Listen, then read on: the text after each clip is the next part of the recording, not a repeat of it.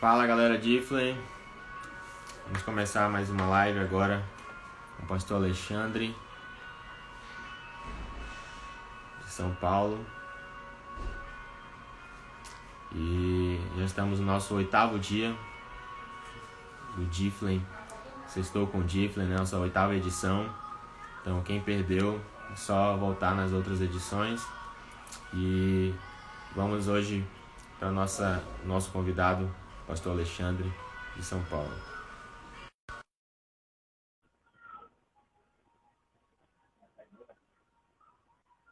Tudo bem, Elias? Opa, agora deu certo.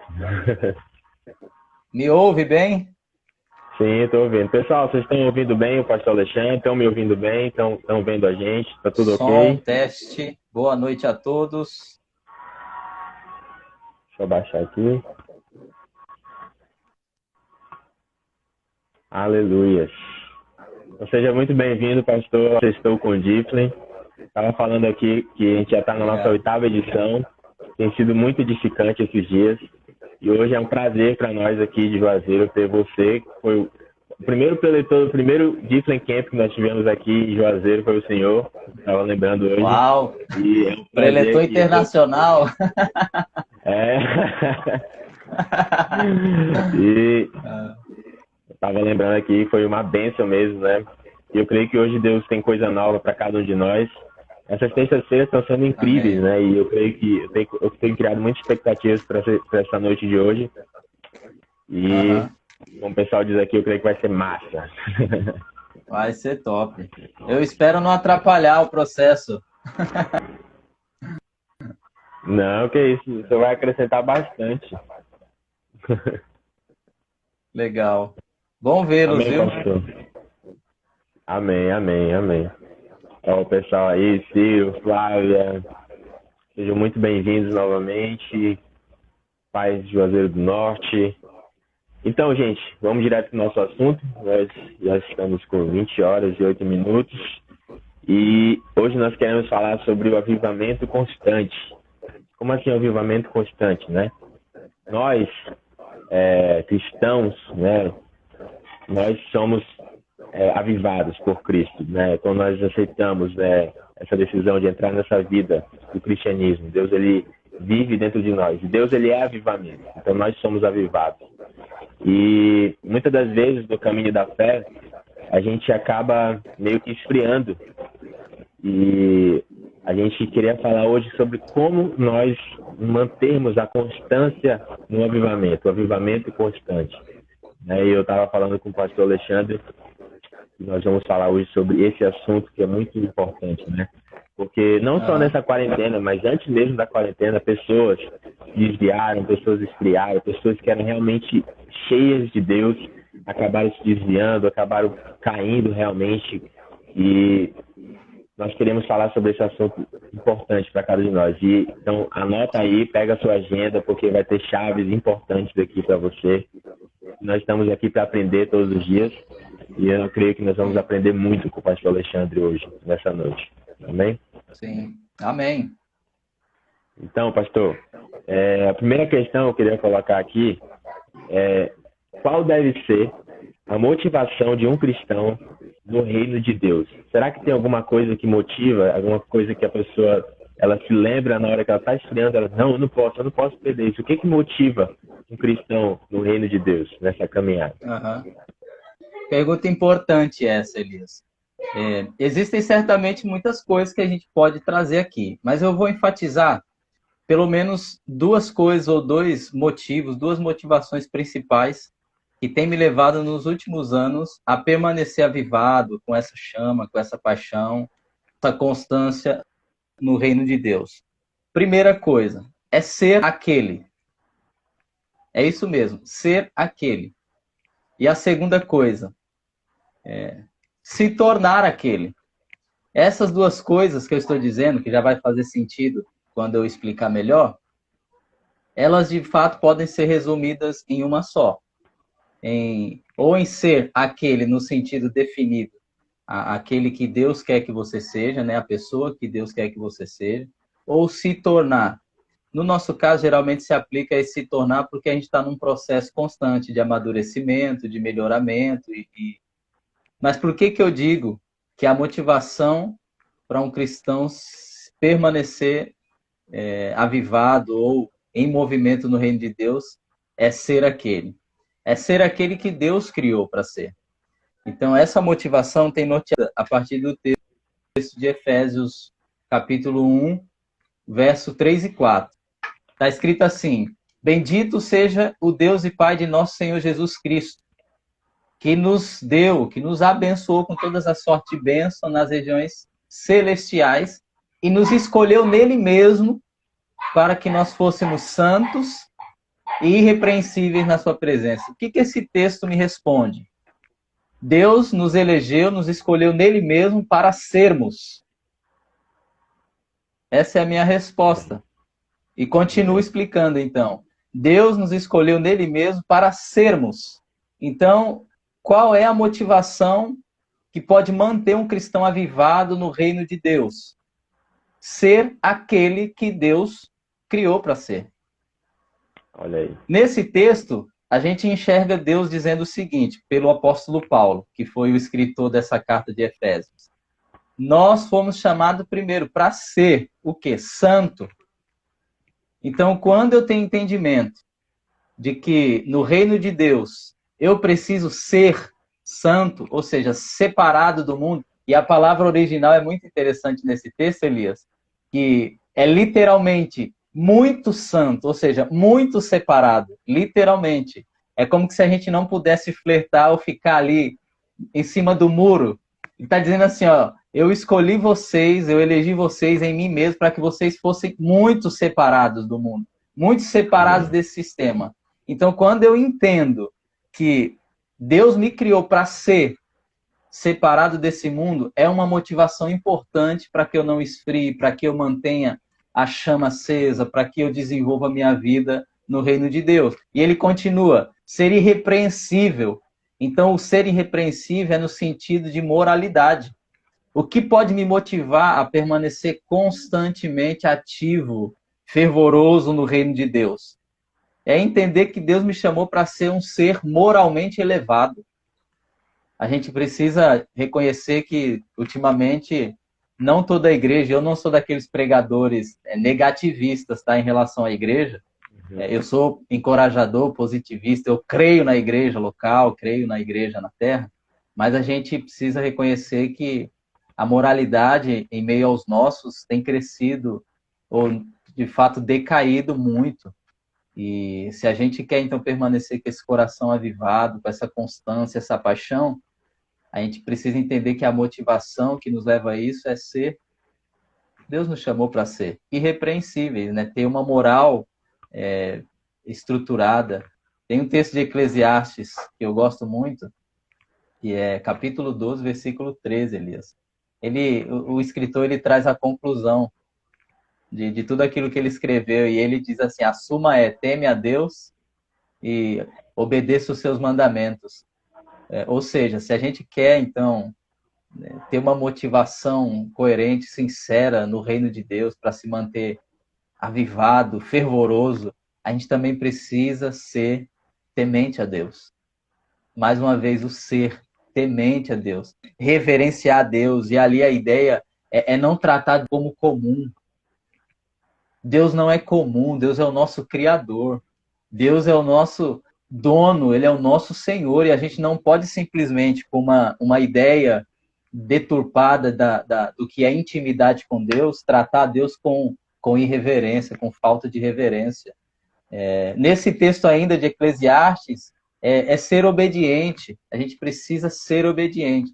Então, deixa eu tentar aqui amarrar essa minha primeira resposta, ou basicamente o que eu quero dizer. A nossa motivação para permanecer avivado, cheio do Espírito, cheio da presença de Deus, do reino de Deus, é ser como Ele é. Essa é uma motivação que tem guiado, que tem norteado a minha vida. Eu preciso ser, porque de fato a gente sabe que nós não somos o que somos pelo que fazemos. De fato, Deus nos chamou para fazer muitas coisas, mas em essência, a motivação principal que tem norteado a minha vida é descobrir que eu tenho que ser. Se eu não sou ainda algo que Deus quer que eu seja, eu preciso ao menos ter a disposição no coração de buscar me tornar o que Deus quer que eu seja. Porque a Bíblia nos ensina isso. Nós precisamos ser imagem e semelhança de Deus, não é só porque nós queremos, foi porque Ele disse, eu criei você como minha imagem e minha semelhança. Então, essa é uma motivação que tem norteado minha vida, Elias, e de fato tem feito muita diferença nessa caminhada. Amém, amém. Realmente nós devemos ser como ele, né? Ser aquele, como você disse. E uma coisa que nos motiva muito é realmente ser imitadores de Cristo, né? Paulo, ele deu essa chave pra gente, né? Ser imitadores. E quando a gente acompanha a vida de Jesus, né? Quando a gente acompanha tudo que ele fez, como ele agia, como ele tratava as pessoas, como ele lidava com as tentações, como ele lidava com a vida carnal, porque ele veio em carne. Isso é muito incrível e a gente vai aprendendo cada vez mais. É impossível a gente aprender um dia só tudo que Deus fez. Então, todos os dias nós devemos aprender algo novo com ele. Né? Todos os dias nós devemos sermos motivados por ele. E uma coisa que eu entendo também é que se a gente é avivado, se nós somos constantemente avivados, nós somos ativos. Uma pessoa ativa é aquela pessoa que ela não para. Então, cara, se Deus deu a oportunidade para mim orar por essa pessoa, eu oro. Se Deus deu a oportunidade para mim orar numa refeição com meus amigos, eu oro. Se Deus deu a oportunidade, então se Deus ele vai te dando oportunidades é porque ele te vê ativo, né? Ele te vê uma pessoa que está ativa. Então, se você está ativo, Deus ele vai te usar. Então, se desamarra da vergonha, né? Da timidez, esteja ativo. Quando a gente se torna ativo, a gente vê uma motivação a cada dia maior. Cara, hoje eu estou animado para ver o que Deus tem para fazer comigo. Hoje eu estou realmente empolgado para ver o que Deus vai fazer, né? Olha, hoje eu senti que eu tenho que ir atrás de tal pessoa, orar por ela, essa é a nossa empolgação. Quando a gente vê Jesus todos os dias, ele levantava, Deus ele revelava para Jesus, né? Aonde ele iria, aonde ele faria o milagre. Eu lembro daquela passagem que Jesus foi até Samaria para encontrar a mulher. Ele foi até lá somente para encontrar ela, né? E eu imagino Jesus acordando. Hoje eu vou lá e Deus está me mandando ir lá e eu vou fazer isso, vou fazer aquilo. Eu estou muito empolgado porque Deus vai fazer hoje. Então essa é a nossa motivação. Quando nós se tornamos imitadores dele, né? Quando nós realmente somos identificados, assumimos essa identidade, né? De sermos imagem e semelhança, não só no físico, mas sim no espiritual, que é a essência. Se movendo, né? Como ele se moveu, né? Movendo como ele se moveu. Maiores coisas farão. Isso. E quando a gente então diz avivado, avivamento, geralmente a gente linka essa palavra, esse termo, com manifestação do Espírito Santo. E eu acho correto, não digo que isso é distante da verdade. Mas ainda assim, se a gente só caminhar por esse avivamento, ou ser avivado no sentido de ânimo, quando a gente tiver sem ânimo, ou que as circunstâncias então não forem favoráveis, a gente vai ter muita dificuldade de fluir, de se movimentar como Jesus. Então a ideia também, dentro do que você está falando, que eu concordo, é exatamente não ser então conduzido pelas circunstâncias ou pelo que eu estou sentindo, porque ser avivado não significa necessariamente que eu só vou me mover quando o meu ânimo está para cima, quando a minha autoestima está elevada. Ser avivado necessariamente é você permitir com que essa chama transborde de você em detrimento das fraquezas, em detrimento dos momentos difíceis, em detrimento do não que muitas vezes a gente recebe do próprio Deus, em detrimento das coisas que nós não gostaríamos de fazer, mas ainda assim percebemos que o fogo do Espírito nos impulsiona a fazer. E é um nível que a gente precisa viver enquanto cristão, porque isso denota maturidade. A palavra avivado ou avivamento em si, de fato representa a manifestação, o fogo do Espírito Santo, e eu gosto disso, a gente gosta disso, mas e quando o dia mal chegar? Cadê o avivamento que pode continuar fluindo de dentro de nós e então o ser semelhante a Jesus, então nos impulsiona no reino, que essa motivação não seja somente para os dias de elevada estima. Não é verdade? Porque eu lembro que você começou falando aqui na live, eu achei interessante, que é um período onde o pessoal tem esfriado. E muito provavelmente, isso aqui eu não vou fazer uma afirmação completa, mas muito provavelmente esse esfriamento é porque também muitos desses concentraram o fogo, a chama, na autoestima e não na presença. É isso mesmo, né? É incrível, porque eu lembro uma história do pastor Abe. Ele estava contando que ele estava na universidade, ele estava bem cabisbaixo, né? Não estava animado. E Deus, ele falou com ele, cara, começa a rir para as circunstâncias, começa a rir, porque ele via meio que demônios assim, rindo da cara dele. Deus falou com ele, cara, não fica assim, não fica animado. Começa a rir. Ele estava sem vontade de rir, ele começou a rir meio com uma ironia, né?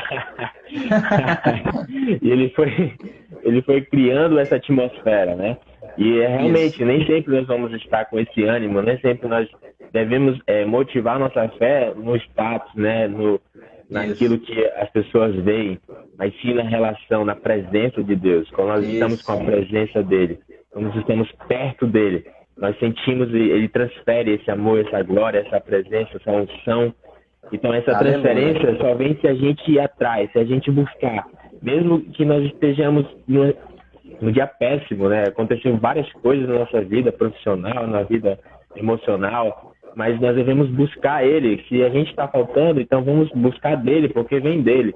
Então, realmente, quando nós estamos conectados com Cristo, nossa dependência só vem dele.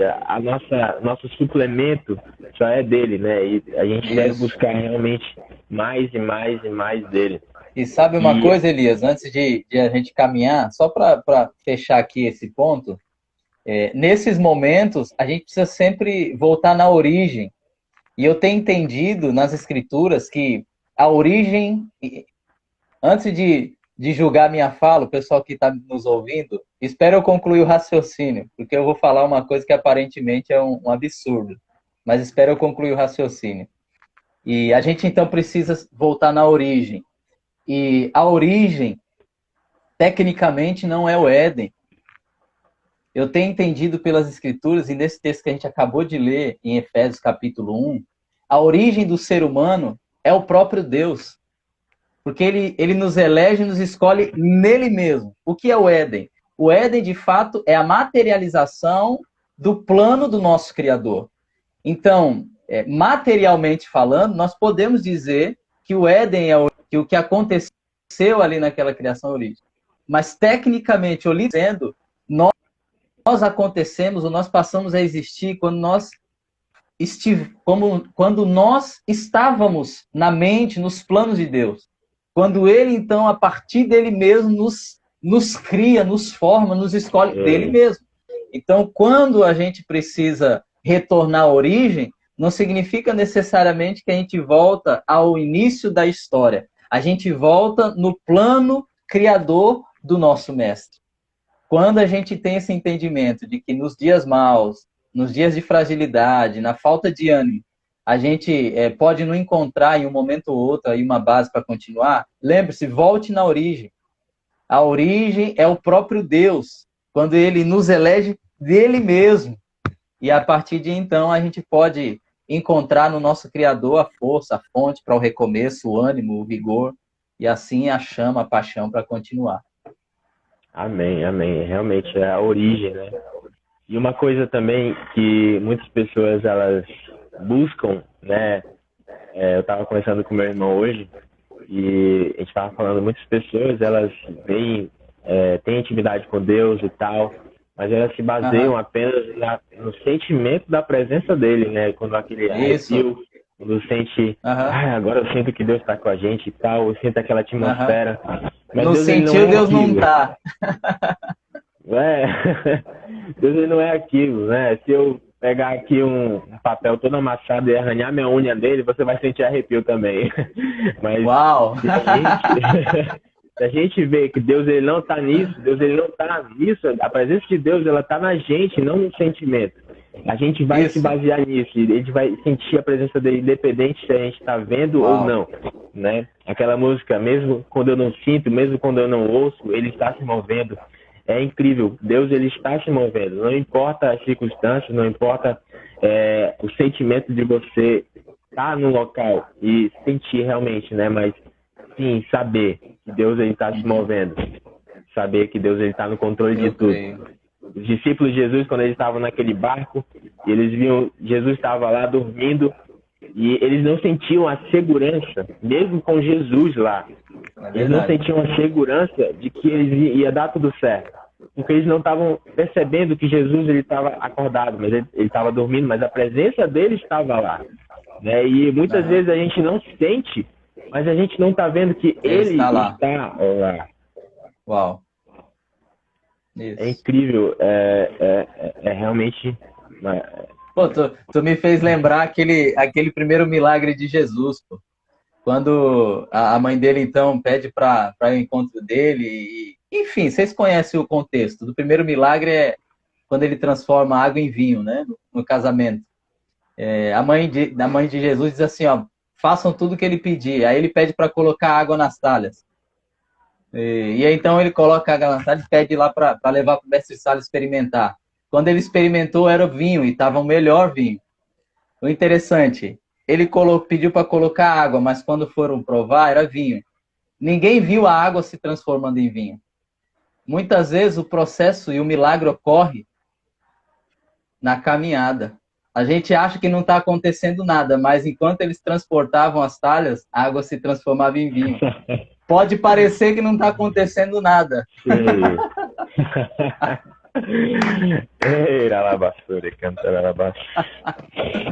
Aleluia. Aleluia. Realmente, Deus ele é incrível. E uma coisa que eu queria falar aqui, né? Eu até mandei para o Senhor, os benefícios de nós sermos ativos. É claro que nós não devemos se basear nos benefícios. Nós devemos nos basear pelo momento, né? Pela eternidade. Mas quais são os benefícios, assim, na sua opinião, de nós permanecermos ativos, realmente ativos, né? Constantemente ativos no avivamento. Avivados, né? No fogo. Ou empolgados. Você aí na sua pergunta, ou enquanto você desenvolvia, você citou alguma coisa que eu quero compartilhar. Eu posso falar de muitos benefícios, mas eu vou me concentrar novamente, como na primeira pergunta, em alguns deles. Eu vou me concentrar em 2 benefícios básicos ou fundamentais de alguém que permanece avivado. O primeiro é o contentamento terreno. Já vou explicar. E o segundo é a esperança viva pela eternidade. É exatamente o que você falava aí enquanto você desenvolvia essa pergunta. É importante a gente entender que nosso Deus é um Deus galardoador. Ele é um Deus recompensador. Isso é o que diz em Hebreus 6. Ele é recompensador, galardoador de todo aquele que o busca. Então, veja, é um atributo de Deus recompensar. Muitas vezes a gente tem dificuldade, né, de receber a recompensa, ou de buscar a recompensa, ou de querer a recompensa, porque a gente confunde isso com a barganha. Por exemplo, você vê Davi, quando vai lutar com Golias, antes disso ele pergunta para os irmãos, o que é que vai ganhar o homem que matar esse gigante? Veja, Davi, ele estava de olho na recompensa também. E eu tenho dito isso porque é bíblico você se atentar para a recompensa. Quando nós chegarmos no céu, a gente vai ter a nossa recompensa, né? A gente vai ter o nosso galardão. Então, Deus isso é atributo de Deus, ele é recompensador. Agora, por que eu digo isso? Porque quando a gente fala de benefício, muitas vezes a gente pode não ter uma motivação totalmente estruturada para se manter avivado, mas o benefício pode nos levar a permanecer avivado. E o primeiro benefício é o contentamento terreno. Quando você é alguém avivado, constantemente ativo no reino de Deus, você começa a descobrir um nível de contentamento aqui na terra que outrora você não viveria, ou em outro momento você não viveria.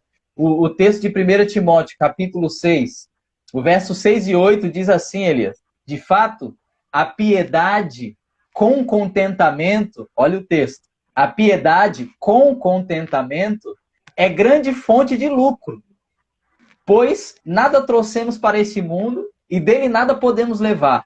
Por isso, tendo que comer, com o que vestimos, estejamos com isso satisfeitos. O que esse texto de Paulo para Timóteo me ensina? É um benefício quando você exerce a piedade, ou seja, ter essa vida piedosa, uma vida de compaixão, de busca a Deus, de espiritualidade, mas ele, na verdade, atrela alguma coisa que muitas vezes a gente repulsa a piedade, que é o contentamento. A piedade com contentamento é grande fonte de lucro. Ou seja, o primeiro benefício que eu quero aqui compartilhar com você de alguém que permanece avivado é uma vida de contentamento terreno. Não é contentamento porque você tem tudo que você gostaria, mas é um contentamento terreno porque você sabe que quando chegou na terra, nada você tinha. Alguém ativo no reino de Deus, alguém que permanece avivado no reino de Deus, é alguém que pode desfrutar de um contentamento terreno que pouquíssimas pessoas desfrutam. E olha que interessante, o contentamento terreno, a partir dessa permanência na paixão, uma constância espiritual, é grande fonte de lucro. E eu vou ser um pouco ousado aqui no que eu vou afirmar. É lucro espiritual, porque acaba então que a gente recebe a coroa de glória, a eternidade com Deus, e é lucro terreno por quê? Porque quem tem um coração em chamas, apaixonado por Jesus, que está ativo no reino de Deus, é alguém que também acaba tendo algumas informações privilegiadas do tempo que a gente vive, Elias. Sabe por que eu estou dizendo isso aqui? Não precisa você ser um profeta para que Deus necessariamente conte alguns segredos dele para você. O que você precisa é ter esse coração avivado, essa paixão constante por Jesus. Você acaba, então, descobrindo segredos de Deus para esse tempo presente que muitas pessoas não acessaram. Quando você é avivado e permanece, você tem o benefício de ter informação privilegiada. E essas informações, elas não significam necessariamente, então, que você vai fazer um complô com Deus e só você e Deus vai desfrutar disso. São coisas que certamente te farão viver melhor nessa terra. Então, esse é o enxergo de permanecer avivado, um contentamento terreno. E o segundo benefício que eu enxergo é exatamente essa esperança viva pela eternidade. Se a gente se mantém avivado, constantemente ativo no reino, com uma busca incessante, independente das circunstâncias, a gente acaba sendo envolvido com uma esperança viva. Por que o texto de 1 Pedro 1, do 3 ao 5, fala de uma esperança viva? Eu acho que esse é um detalhe importante. Eu vou ler o texto e já vou aqui comentá-lo. 1 Pedro 1, 3 a 5. Bendito seja o Deus e Pai de nosso Senhor Jesus Cristo, porque, de acordo com a sua extraordinária misericórdia, nos regenerou para uma viva esperança. Ora, o que é uma viva esperança, senão que o contrário também possa existir? Uma esperança morta. Isso aqui é a título de reflexão. O texto não está dizendo isso. Eu tenho aprendido com a Bíblia, Elias, que muitas vezes o contrário também é verdade. Quando você vê uma afirmação bíblica, lembre-se que o contrário também pode ser uma verdade muito linda do mundo espiritual. E esse texto está falando de uma esperança viva. Aí ele continua, por intermédio da ressurreição de Jesus Cristo, dentre os mortos, para uma aliança que jamais se extinguirá, nem tampouco será desonrada ou perderá o seu valor. Herança preservada nos céus para vós. Onde que é preservada a herança? Nos céus para vós. Aí ele conclui que sois protegidos pelo poder de Deus, por meio da fé, até a chegada da salvação, prestes a ser plenamente revelada no fim dos tempos. O que eu quero dizer? O segundo benefício que eu encontro de alguém que se mantém, que permanece avivado, com um coração ativo no reino de Deus, com uma paixão absurda por Jesus, é alguém que tem essa esperança viva pela eternidade. É alguém que é movido pela eternidade. John Bevere, ele tem uma série, provavelmente vocês conhecem, Movidos pela Eternidade. Existe um livro também, e é alguma coisa que me chocou enquanto eu lia, enquanto eu assistia às séries do John Bevere, porque a proposta de eternidade que ele traz fica sendo tão clara, tão ampla, que me leva a entender o motivo do texto falar ou dizer o termo viva a esperança. Por que viva a esperança? Porque o nosso Deus é um Deus de vivos. Isso é o que está escrito no Evangelho de Lucas, quando ele fala que é Deus de Abraão, Deus de Isaac, Deus de Jacó. Deus não é Deus de mortos. Quando a gente se mantém avivado, quando por Jesus o fervor pela sua presença é incontrolável a vida, a ponto de uma pandemia, de encontros nos templos ou nos salões não nos impedirem de permanecer, a gente é inundado por uma expectativa, por uma esperança viva da eternidade. João 17,3, Elias, fala que a vida eterna é esta. 2 pontos. Jesus falando que conheçam a Deus e a Jesus. Amém. O que a gente entende? O que eu posso entender com isso? Se eu permaneço avivado, com a paixão, com a chama, se esse avivamento ele não se aparta de mim, uma esperança viva pela eternidade, é de fato um benefício para nós. A gente então tira os olhos do natural ou desse contentamento terreno que eu dizia anteriormente. A gente passa a ter um olhar transcendente. A gente começa a contemplar as coisas numa perspectiva eterna que, de fato, nos encoraja, nos empodera para viver as dificuldades que nós tivemos que viver, mesmo que com equilíbrio, mesmo que com certa prudência, mesmo que com certos detalhes a resolver, mas a gente começa a olhar com a perspectiva eterna e isso é um ganho. Eu encontro um ganho nisso porque quantos de nós conhecem pessoas, Elias, que nesse período aqui não tem nem contentamento terreno e nem esperança de eternidade. O benefício que a gente tem por permanecer avivado, com uma paixão notória por Jesus, pela sua presença, é não só ter um contentamento terreno, mas a gente ter uma esperança viva de eternidade. E isso me empolga, porque, olha que interessante, está escrito em 1 Coríntios, capítulo 15, verso 19. O apóstolo Paulo está dizendo o seguinte: se a nossa esperança em Cristo se restringe somente a essa vida, nós somos os mais miseráveis de todos os seres humanos. Sabe o que eu tenho entendido, Elias? Que o nosso Deus, ele é atributo, ele é galardoador. O nosso Deus é recompensador, é atributo de Deus. Ele quer retribuir a gente, ele quer galardoar, ele quer recompensar. Mas muitas vezes a gente não consegue acessar, ou com medo, ou porque a gente não entende o que é receber galardão e o que é barganha, ou porque muitas vezes a gente não vive contentamento terreno, ou porque a gente não tem esperança viva da eternidade.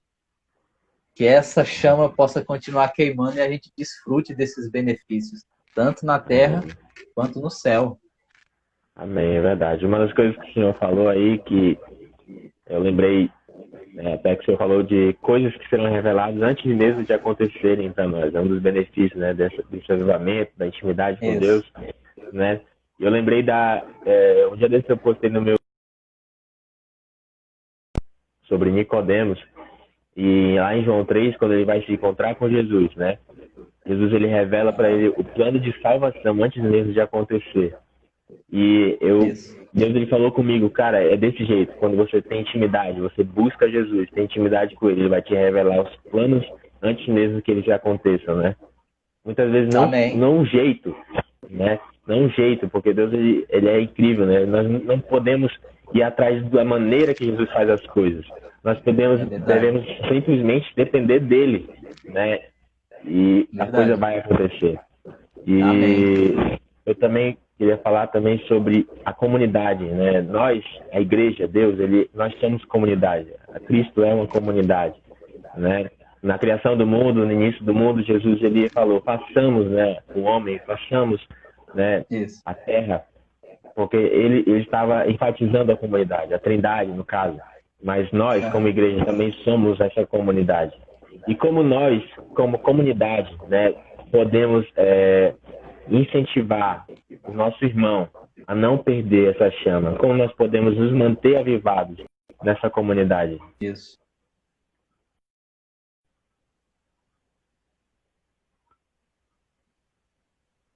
Muito boa pergunta, viu, Elias? Porque se a... Me ouve bem?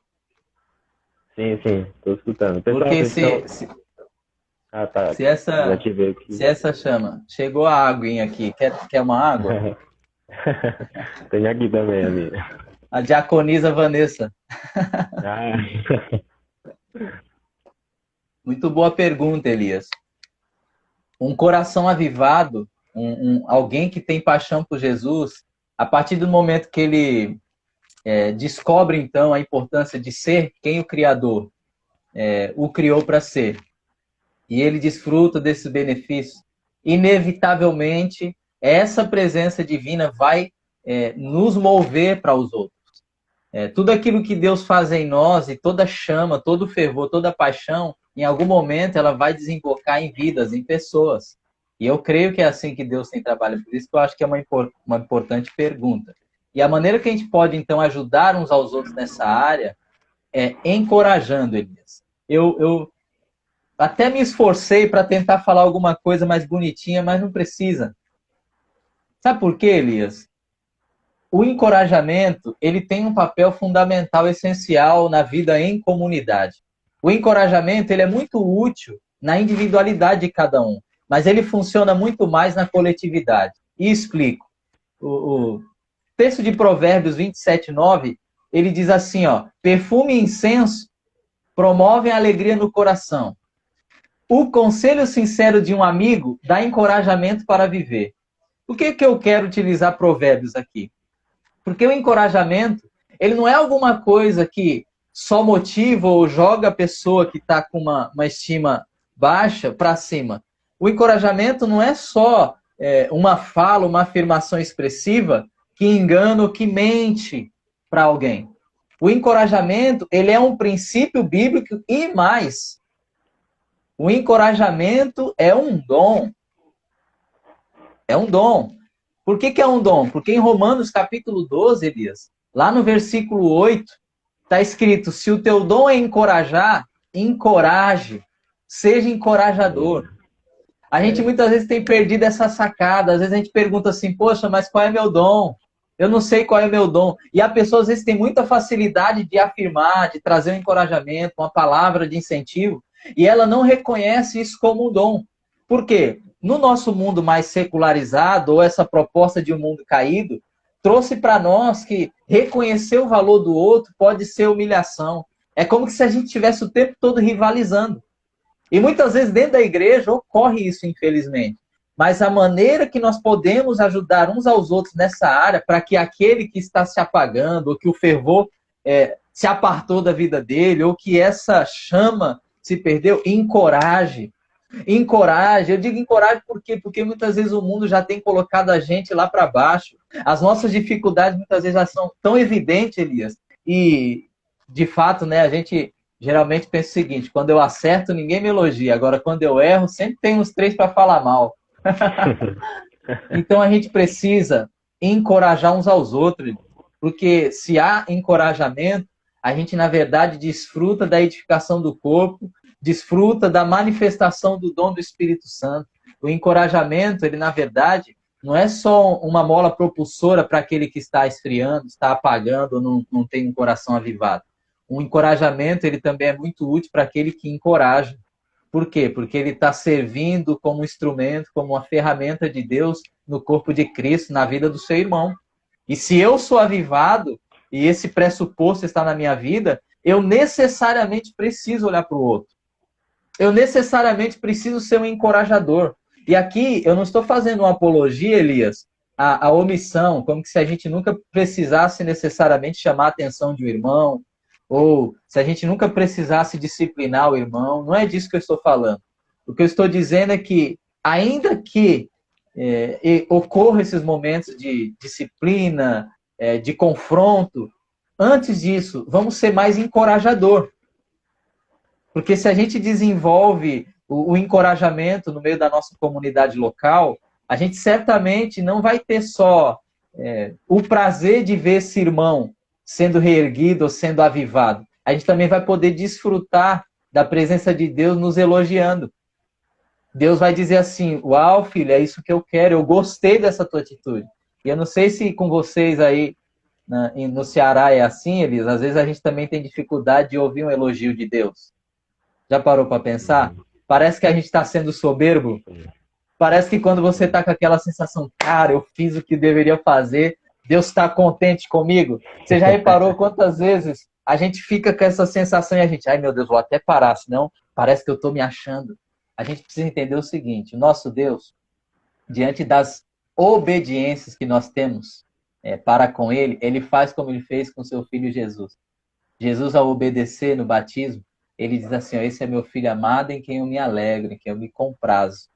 É verdade que muitas vezes a gente também traz tristeza para o coração de Deus, mas não só. De vez em quando Deus olha para nós e fala assim, você me alegra. E quando a gente encorajar o nosso irmão na comunidade, nós vamos poder ouvir de Deus, você me alegrou, filho. Então encoraje as pessoas. Eu creio que uma das formas de ajudar as pessoas nessa área, Elias, é o encorajamento. E o encorajamento também é dom de Deus. Aleluia, aleluia. Realmente, né? Nós somos comunidade, não devemos deixar, né, nossos ovelhas, nossos liderados, nossos irmãos, né, apagarem, ver isso, ver eles caindo para o abismo, deixar, não segurar, né? Segura ele, traz ele de volta, né? Realmente o encorajamento é transformador. E assim, pastor, se a gente deixar, a gente vai fazer uma vigília, vai ficar aqui até de manhã. Mas está sendo realmente uma bênção, foi uma bênção realmente, né? Ter o Senhor aqui com a gente hoje. E nós vamos finalizar agora. E eu queria que o Senhor desse suas palavras finais aí, para a gente encerrar essa live poderosa. E agradecer desde já. Muito, muito obrigado por ter aceitado o convite. Ok, obrigado pelo convite. Quero mandar um abraço grande, um cheiro para o meu amigo Pastor Rui, para a pastora Cris. Vocês são muito preciosos para nós aqui e a gente tem saudades. Provavelmente em outubro eu estarei passando por aí, viu? Comer uma farofa de Santarém. E um abraço para vocês. Um abraço também para todo o pessoal da Paz Church aí no Juazeiro. Obrigado pelo convite. E eu finalizo dizendo que esse período que a gente tem vivido, que na minha leitura escatológica, profética, é um período extremamente específico. O ano de 2020 não é se aproveitando, então, ou pegando carona, né, na pandemia, que eu digo isso. E eu não tenho tempo de explicar, né, por que eu estou falando isso, mas a Vanessa, que mora comigo, ela já sabe muito tempo que eu estou falando algumas coisas aqui, mas eu vou aproveitar esses últimos minutos para dizer que, nesse período que a gente está vivendo, tão específico, na dispensação profética, a gente precisa ter uma fé ousada. É isso que eu tenho entendido que Deus tem me impulsionado a falar aos meus irmãos, nos lugares que eu tenho pregado, as oportunidades que eu tenho tido, de levar o corpo de Cristo a ter uma fé ousada, uma fé robusta. Eu creio que não há espaço, eu creio que nunca houve, né? Mas não há mais espaço para a gente ter uma fé fragilizada, uma fé que não tem, então, esse avivamento como um fim, uma fé que simplesmente menospreza o ser aquilo que Deus nos criou para ser. Uma fé ousada também nos leva a desfrutar da presença de Deus e viver nesse reino da maneira que Ele quer. Então, o meu encorajamento é que nesses dias difíceis a gente possa, então, retomar uma fé ousada, uma fé robusta, uma fé precisa, sabe, Elias? Porque os dias, eles talvez fiquem piores em alguns momentos e a gente necessariamente vai precisar estar firmado na fé em Jesus. Não dá para ter uma fé fragilizada, uma fé sem doutrina, sem fundamento. Então, eu posso aqui, Elias, estar saindo totalmente daquilo que a gente conversou, mas é o clamor que o Espírito Santo tem gerado em mim. E é o encargo que eu tenho percebido nesses últimos dias. Deus me dizendo, leva o meu povo até uma fé ousada, uma fé robusta. Que tenhamos essa fé ousada. Amém, amém. Então, pastor, pessoal, se vocês quiserem bater um print aí, bate um print, depois marca a Dica Juazeiro do Norte aí, e nós vamos repostar aqui no nosso Instagram. E muito obrigado pela presença de todo mundo. Obrigado, gente. Muito obrigado, pastor Alexandre, mais uma vez. E, gente, essa foi a nossa 8ª edição do Sextou com Difla. Se você perdeu as outras, essa também vai estar disponível daqui a pouco no IGTV do nosso Instagram. Então corre lá, dá uma olhada. Se quiser maratonar o Sextou com Difla, maratona aí. E vai ser muito bom. Amém? Então, pastor, muito Amém. obrigado. Até mais. Boa noite, gente. E até a próxima.